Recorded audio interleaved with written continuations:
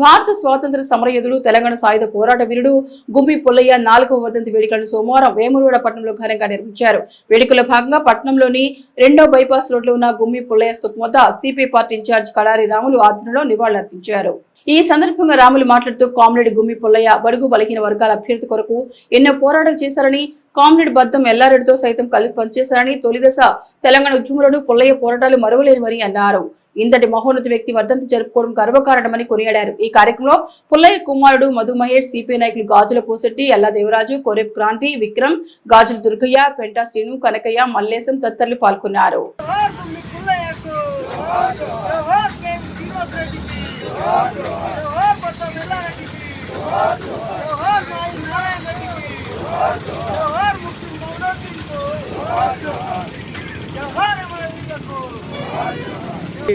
వర్ధంతి 4వ వర్ధంతి జరుపుకోవడం జరుగుతూ ఉంది.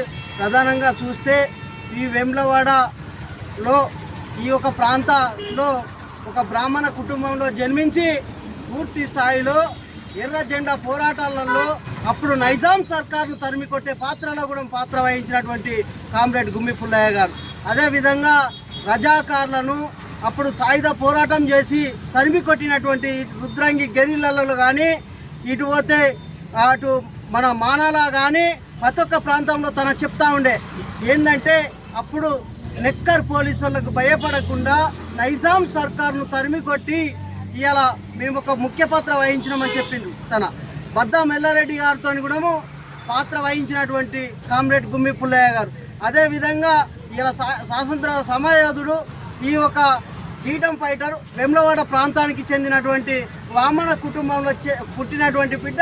ఇలా ప్రధానంగా చూస్తే ఒక ఎర్ర జెండా శివస్థాయి శ్వాస ఇడిచేంత వరకు ఒక ఎర్ర జెండా పోరాటాలు చేసి భూమి కోసం రైతులకు 1000 ఎకరాల భూములు పంచుట్లో కూడా పాత్ర వహించినటువంటి కామ్రేడ్ గుమ్మి పుల్లయ్య గారు వర్ధంతి జరుపుకోవడం చాలా గర్వకారణం. ఈ ఒక ప్రాంతంలో తన ఆశయం పక్కకు పోవద్దన్న ఉద్దేశంతో మమ్మల్ని పెట్టి ఆయన శిశునుగా ఒక ఎర్ర జెండా నిలిపినటువంటి ఘనచరిత్ర కామ్రేడ్ గుమ్మి పుల్లయ్య గారు. ఇలా చూస్తే ప్రధానంగా ఈ యొక్క ప్రాంతంలో దున్నేవాడికి భూమి కావాలి, ఇలా రైతులకు భూమి కావాలి, చెరువు పంట టైంలో కూడా నీళ్లు అందకపోతే కూడా చెరువు తుమ్ములు తెరిపించి నీళ్లు ఏడిపించినటువంటి ఘనచరిత్ర కామ్రేడ్ గుమ్మి పుల్లయ్య గారు. తన చెప్తా ఉండే మాకు ఈ ఒక ప్రాంతంలో దేనికైనా కూడా శారదా ముఖర్జీ గవర్నర్ వచ్చినప్పుడు కూడా ఎంతో ఉద్యమం చేసి ఆ కేసులకు కూడా అనుభవించిన రాములు గారు అని చెప్పేది మాతో.